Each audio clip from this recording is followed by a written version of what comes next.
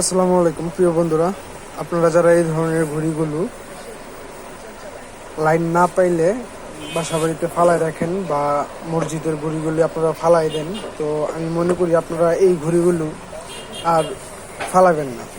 তো এটি বর্জ্যপাতের সমস্যা হয়েছে, এই ঘড়িটি আমি খুলে রেখেছি। চলুন এটি দেখি আমরা কিভাবে খুব সহজে সমাধান করা যায়। ঘড়িটি আমি খুলে রাখছি। তো এটা যে সমস্যাটা ছিল, সমস্যাটা হচ্ছে যে এখানে একটা ছোট্ট একটা পাওয়ার সাপ্লাই আছে। এই পাওয়ার সাপ্লাইয়ের মাধ্যমে এই ঘড়িটা চলে, ঠিক আছে। এই পাওয়ার সাপ্লাইয়ে 220 ভোল্ট সাপ্লাই হয়, তারপরে এখান থেকে 5 ভোল্ট ট্রান্সফর্ম হয়ে এই মাদারবোর্ডটা চলে, এই এলইডি লাইটগুলি চলে। তো এখানে আমি যে সমস্যাটা পাইছি এটা হচ্ছে এই পাওয়ার সাপ্লাইটা। তো আমরা এখন এই পাওয়ার সাপ্লাইটা চেঞ্জ করব। আমি যেভাবে চেঞ্জ করব আপনারা ঠিক এইভাবে চেঞ্জ করলে আশা করি আপনাদের সমাধানটাও হয়ে যাবে।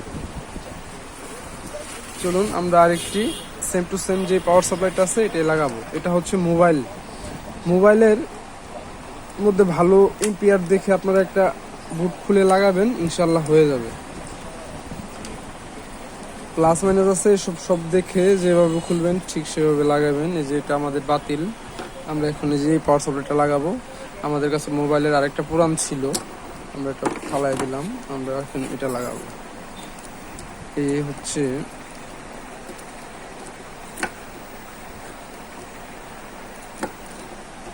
220 ভোল্ট তার আমরা লাগাইতেছি, যেটা এসি ইন।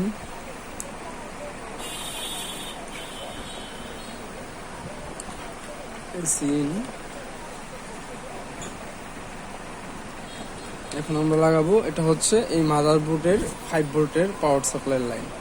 এখানে লাল কালার চিহ্ন দেওয়া আছে, তো আপনারা এটা বুঝে শুনে লাগাবেন। এই যে আমি গ্রাউন্ডে লাগাইলাম কালোটা, লাগাই দিলাম কালোটা, আর 5 ভোল্টে লাগাই দিলাম। এই যে এখানে লেখা আছে, এখানে লেখা আছে 5 ভোল্ট। এই 5 ভোল্টের জায়গায় আমি এই লালটা লাগাই দিলাম।